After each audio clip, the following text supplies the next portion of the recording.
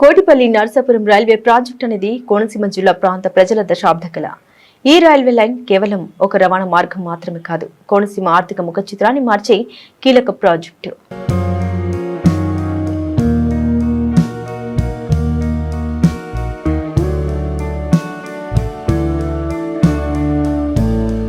ఈ ప్రాజెక్టు మొత్తం దూరం సుమారు 57 కిలోమీటర్లు ఉంది.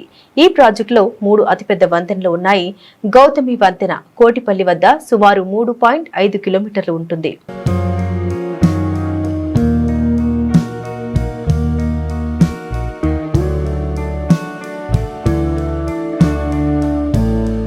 వశిష్ఠ వంతెన నర్సాపురం వద్ద, వైనతేయ వంతెన బొడసకుర్రు వద్ద ఉంటాయి.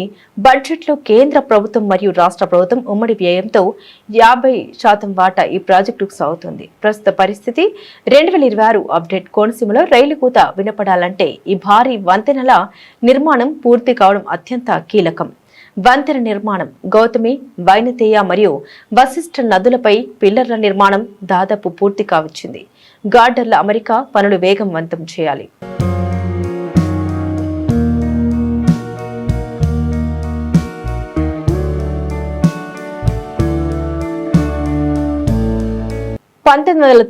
నాటి లోక్సభ స్పీకర్ దివంగత జీఎంసీ బాలయోగి కోనసీమ రైల్వే ప్రాజెక్టుకు బీజం వేశారు. కానీ ఇప్పటికే ఈ ప్రాజెక్టు పనులు పూర్తి కాలేదు. తర్వాత ఎన్ని ప్రభుత్వాలు మారినా ఈ రైల్వే ప్రాజెక్టుకు సరైన నిధులు సమకూర్చక పనులను నిలిపివేయడం జరిగింది.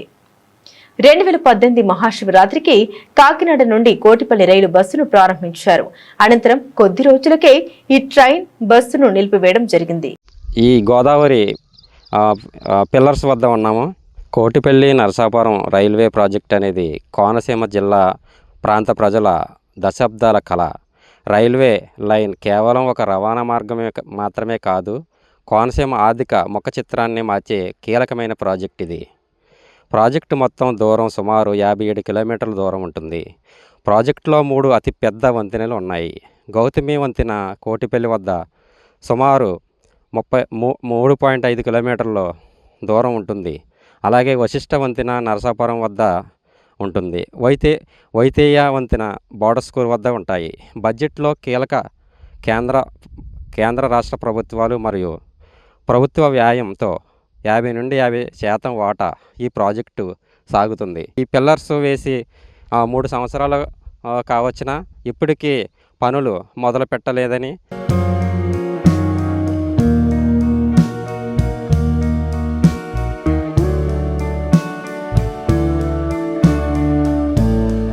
ఈ ప్రాజెక్టును దివంగత లోక్సభ స్పీకర్ బాలయోగి ఈ ప్రాజెక్టును తీసుకొచ్చారు. అప్పటి నుండి ఇప్పటి వరకు ఈ ప్రాజెక్టు పూర్తి కావలేదు. నిత్యం ఈ పంటి ప్రయాణాల మీదే ప్రయాణికులు కొనసాగుతున్నారు. ఇప్పుడు కోనసీమ అంటేనే కొబ్బరి, అరటి, వాణిజ్య అలాగే ఆక్వా రంగంలో కూడా బాగా ప్రసిద్ధి చెందిన ప్రదేశం ఇది. ఇక్కడ ఎక్కువగా వ్యాపారాలు జరుగుతాయి. ఇటు కోటిపల్లి నుండి అటు కాకినాడ వరకు ఈ రవాణా వ్యవస్థ ఎక్కువగా ఉండే ప్రాంతం కోనసీమ ప్రకృతి అందాలతో పాటు ఈ వ్యాపార రవాణాలు ఎక్కువగా జరుగుతూ ఉంటాయి. ఈ కీలకమైన ఈ ప్రాజెక్టు పూర్తయితే రవాణా వ్యవస్థ పెరిగి ఈ కోనసీమ ప్రాంత ప్రజలు తెలియజేస్తున్నారు.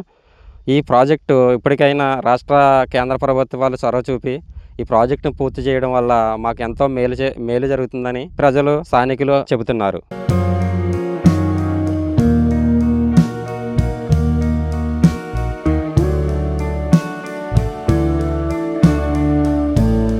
పంటిలో ప్రయాణించే ప్రయాణికుల వద్ద ఉన్నాం. వారిని అడిగి మరిన్ని విషయాలను తెలుసుకుందాం. నా పేరు అశోక్ అండి. మాది కోటిపల్లి పరిసర ప్రాంతంలో నివాస స్థలం ఉంది మాకు.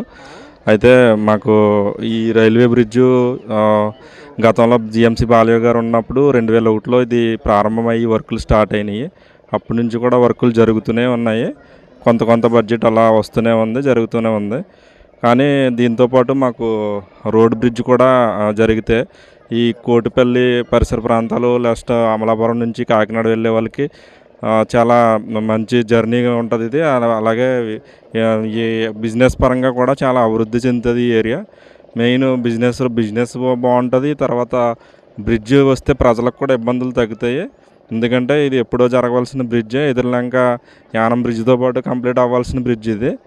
అప్పటి నుంచి ఇప్పటి వరకు ఈ బ్రిడ్జికి దారి లేకుండా పోయింది. సో రైల్వే బ్రిడ్జ్ అవుతుంది అనుకుంటే అది కూడా అలా పెండింగ్లో ఉండిపోయింది.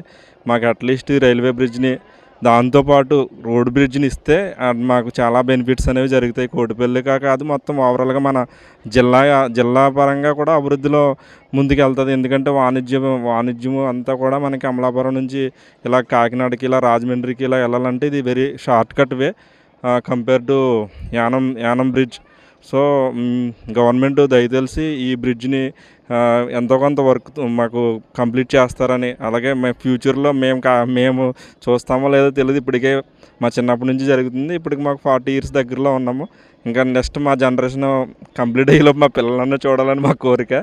సో దయచేసి గవర్నమెంట్ వారిని మేము కోరుతున్నది ఏంటంటే ఈ బ్రిడ్జ్ రోడ్ కమ్ రైల్వే బ్రిడ్జ్ని మాకు ఇవ్వవలసిందిగా కేంద్రంలో మీరు మా ఎంపీ గారు హర్ష్ కుమార్ గారు ఇక్కడ, అలాగే మినిస్టర్ హరీష్ గారు, ఎంపీ హరీష్ గారు, జిఎంసి బాలయ్య గారి కొడుకు హరీష్ గారు, అలాగే మన మినిస్టర్ గారు ఇక్కడ సుభాష్ గారు, అలాగే ఇంకా మిగతా ఇప్పుడు ఎవరైతే ఉన్నారో పొలిటికల్ లీడర్స్ వాళ్ళందరికీ కూడా మన కేంద్రంలో కానీ అసెంబ్లీలో కానీ దీని ఉద్దేశం పెట్టాలని నా కోరిక.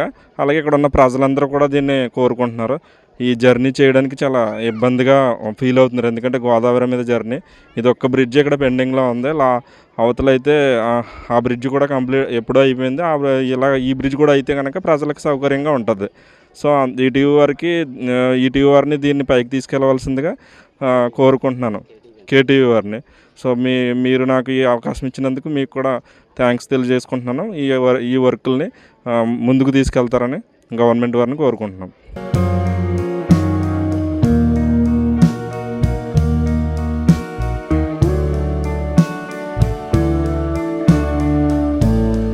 జీఎంసీ బాలయోగి చిరకాల వాంఛన కూటమి ప్రభుత్వం మరియు కేంద్ర ప్రభుత్వాలు చొరవ తీసుకుని జీఎంసీ బాలయోగి తనయుడు అమలాపురం ఎంపీ గంటి హరీష్ మాథుర్ తన తండ్రి చిరకాల వాంఛన పూర్తి చేస్తాడని కోనసీమ వాసులు ఆశాభావం వ్యక్తం చేస్తున్నారు.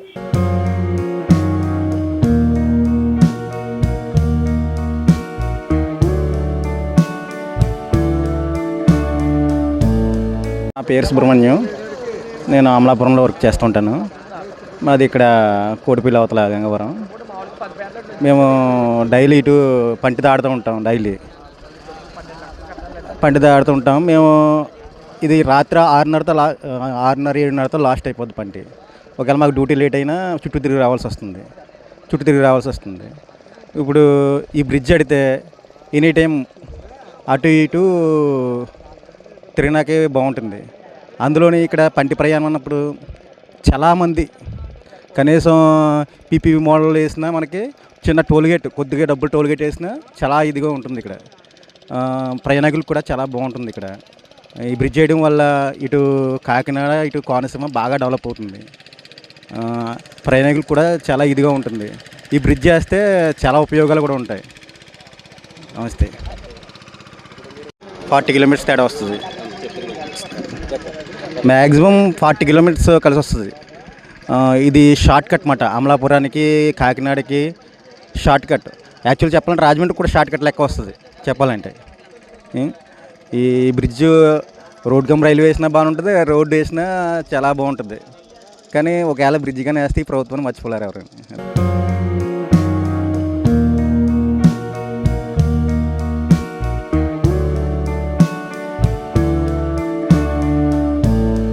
కోనసీమలో భూమి విలువ ఎక్కువగా ఉండడం మరియు సాగు భూమి కావడంతో భూసేకరణ ప్రక్రియలో కొన్ని జాప్యాలు జరిగాయి. కానీ ప్రస్తుతం మెజార్టీ భాగం పూర్తయింది. స్టేషన్ల అభివృద్ధి, అమలాపురం వంటి ప్రధాన పట్టణాల్లో రైల్వే స్టేషన్ల నిర్మాణానికి ప్రణాళిక సిద్ధమయ్యాయి. ఈ ప్రాజెక్ట్స్ వల్ల కలిగే ప్రయోజనాలు, రవాణా సౌకర్యం, అమలాపురం మరియు చుట్టుపక్కల మండలాలకు నేరుగా రైలు సౌకర్యం లభిస్తుంది. ఆర్థిక అభివృద్ధి, కొబ్బరి, అరటి మరియు ఆక్వా ఉత్పత్తుల్ని ఇతర రాష్ట్రాలకు తక్కువ ఖర్చుతో ఎగుమతి చేయవచ్చు. పర్యాటకం, అంతర్వేది, కోటిపల్లి మరియు పిఠాపురం వంటి పుణ్యక్షేత్రాలకు వచ్చే భక్తులకు ప్రయాణం సులభమవుతుంది. ప్రయాణం చాలా ఇబ్బందికరంగా ఉంది. దాడతగ్గ రేవు 2001లో స్టార్ట్ చేశారు. బ్రిడ్జి పిల్లర్స్ అయినాయి. ఇంకా ట్రైన్ కూడా ఇంకా అందుబాటులోకి రాలేదు, సౌకర్యం లేదు. ఈ ప్యాసింజరు చాలా ఇబ్బందులు పడుతున్నారు ఈ పంటి దాటి. మరి చాలా ఈ రేవు వల్ల చాలా ప్రాబ్లంలు ఉన్నాయి మాకు. మేము రాకపోకలు ఇలా వెళ్ళటానికి దాక్షారం కానీ ఇలా కాకినాడ కానీ వెళ్ళటానికి మాకు ఇది అడ్డంగా, ఇది రామచంద్రపురం వెళ్ళటం కానీ మాకు చాలా ఇబ్బందిగా ఉంది. ఈరోజు మేము మీడియాకి తెలియపరుస్తున్నాం. మరి మాకు బ్రిడ్జి మంచి చేయండి, లేదా ట్రైన్ రూట్ అని మాకు ట్రైను మరి బ్రిడ్జి పిల్లర్స్ అయ్యేప్పుడే 3 years అయిపోతుంది. మరి దాని ఇంక ట్రైన్ ఇంక మాకు ఏమీ లేదు. మరి చాలా ఇబ్బందులు పడుతున్నారు, అవస్థ పడుతున్నారు ప్యాసింజరు. మరి మీరు మరి ప్రభుత్వం మరి పట్టించుకుని మరి మాకు వెంటనే ఈ బ్రిడ్జి నిర్మాణం కానీ మాకు ట్రైన్ సౌకర్యం కానీ మాకు ఇవ్వాలని మరి వీడియో వారికి తప్పనిసరిగా మేము తెలియజేసుకుంటున్నాం.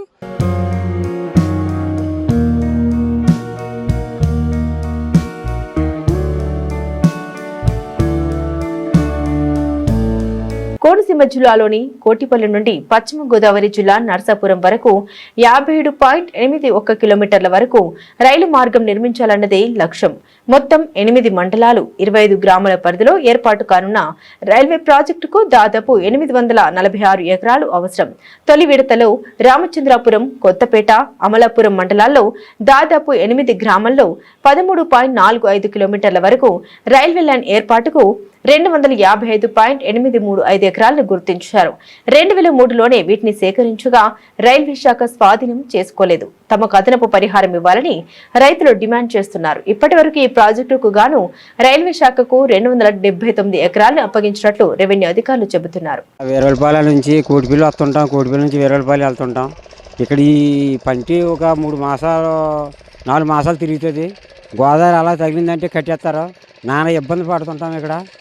తర్వాత ఏంటంటే మాకు ఈ రైల్వేలు అది వేసారు ఇక్కడ, వంతిని పడితే అదంతా క్షేమంగా ఉంటుందని కోరుకుంటున్నాం. ప్రజలు చాలా ఇబ్బంది పడుతున్నారు ఇక్కడ.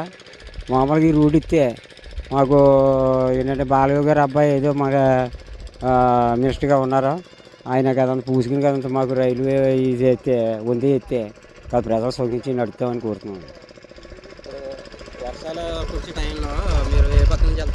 వర్షాలు కురిస్తే రామారామి, లేదంటే ఇప్పుడు అలాగా రాజమండ్రి, అలాగా రావులపాలెం వంతులంటే వెళ్ళాలి, లేదంటారా ఇలాగ యానం వంతులంటే వెళ్ళాలి తప్ప ఇక్కడ ఏమీ దాటించరు. అలా ఎటు బస్తీలోనూ పంటి కూడా కదపరు. గోదావరి వచ్చిందంటే కట్టేస్తారు. 6 మాసాలు తిప్పుతారు, 6 మాసాలు ఉండదు. 6 మాసాలు కూడా నరకయాతన అనిపించవలసింది ఇక్కడ ప్రజలు. ఎప్పుడు నిత్యం ఉదయం 5 గంటల కాడ నుంచి సాయంత్రం 10 గంటల దాకా వెన్నీ టైము ఇక్కడ రూట్ అలా నడితేనే ఉంటుంది. కానీ నానా ఇబ్బందులు పడుతుంటారు.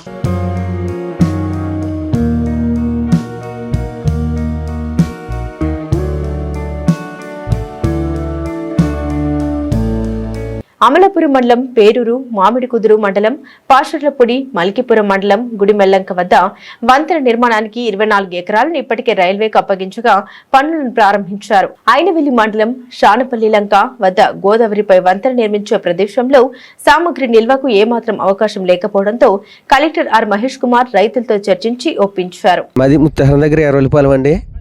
మేము రోజు గోదావరి దాటి అవతల దాక్షారం అక్కడ వ్యవసాయం చేసుకోవడానికి వెళ్తాం. మేము వరద వచ్చినప్పుడు ఇబ్బంది పడుతున్నాం. ఏంటంటే వరద వచ్చినప్పుడు అలాగా యానమ్మ నుంచి వెళ్తున్నామండి. మాకు ఈ బ్రిడ్జి యాత్ర వల్ల మాకు చాలా ఉపకారం అవుతుంది. బ్రిడ్జి యాత్రని మాకు చాలా మంచిదండి.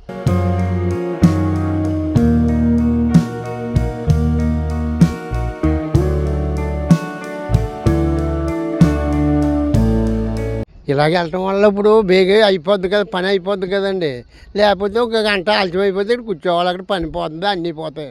అన్నింటికి ఉపకారం అండి ఇలాగ వెళ్ళటం వల్ల. చెడ్డ ఏం కాదండి. మరి అది బాగా రైల్వే బ్రిడ్జి ఉంటే ఇంక ఈ బండి కూడా ఎక్కగలదు. అటేమి ఎక్కితే అటేమి దిగొచ్చి అన్నట్టు ఉంటుంది. అది మంచిదండి. ఎందుకు బాగోని అన్నీ బాగుంటాయండి. వ్యాపారాలు ఉన్నాయండి. ఇప్పుడు దాని ట్రైన్ మీద వెళ్ళిపోతాయి కదండి. అప్పుడు ఏం కలుతాయి, వేసుకెళ్తూ ఉంటారు కదా. గోదావరి నది పాయలపై వంతెనలు నిర్మించడం ఇంజనీరింగ్ పరంగా ఒక పెద్ద సవాలే. వరదలు వచ్చినప్పుడు పనులు నెమ్మదించడం సహజం. నిధుల విడుదల మరియు రాష్ట్ర ప్రభుత్వ వాటా సక్రమంగా ఉంటేనే ఈ ప్రాజెక్టు త్వరగా పూర్తి కానుంది. ఈ రైల్వే లైన్ వస్తే కొబ్బరి, అరటి పంటలు ఇతర రాష్ట్రాలకు ఎగుమతులు చేయడం ద్వారా మంచి గిట్టుబాటు ధర లభిస్తుందని రైతులు ఆశపడుతున్నారు. కేంద్ర రాష్ట్ర ప్రభుత్వాలు చొరవ తీసుకుని ఈ ప్రాజెక్టును పూర్తి చేయాలని స్థానికులు, ప్రజలు కోరుతున్నారు. కెమెరామెన్ శ్రీనివాస్తో వెంకటరమణ, కేటీవీ న్యూస్.